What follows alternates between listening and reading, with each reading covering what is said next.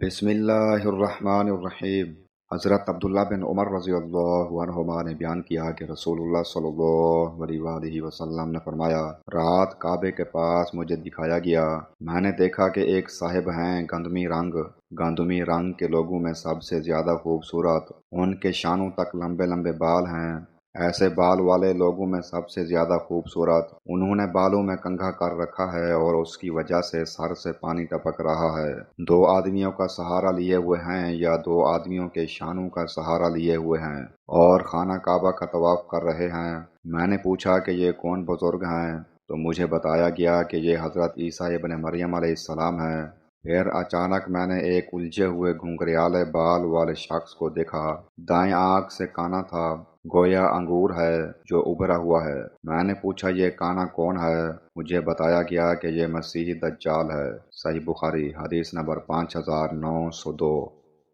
حضرت انس بن مالک رضی اللہ عنہ نے بیان کیا کہ رسول کریم صلی اللہ علیہ وآلہ وسلم بہت لمبے نہیں تھے اور نہ آپ چھوٹے قد کے ہی تھے، بلکہ آپ کا بیچ والا قد تھا، نہ آپ بالکل سفید بھورے تھے اور نہ گندم گوں ہی تھے، آپ کے بال گھنگریالے الجھے ہوئے نہیں تھے اور نہ بالکل سیدھے لٹکے ہوئے تھے۔ اللہ تعالیٰ نے آپ کو 40 سال کی عمر میں رسول بنایا، 10 سال آپ نے نبوت کے بعد مکہ مکرمہ میں قیام کیا اور 10 سال مدینہ منورہ میں، اور تقریباً 60 سال کی عمر میں اللہ تعالیٰ نے آپ کو وفات دی۔ وفات کے وقت آپ کے سر اور داڑھی میں 20 بال بھی سفید نہیں تھے۔ صحیح بخاری حدیث نمبر 5900۔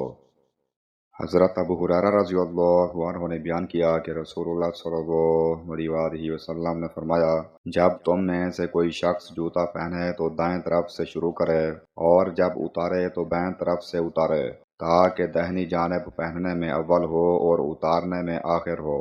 صحیح بخاری حدیث نمبر 5855۔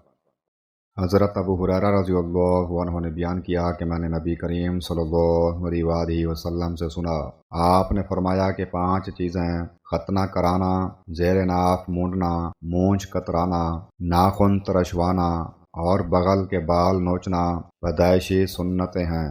صحیح بخاری حدیث نمبر 5891۔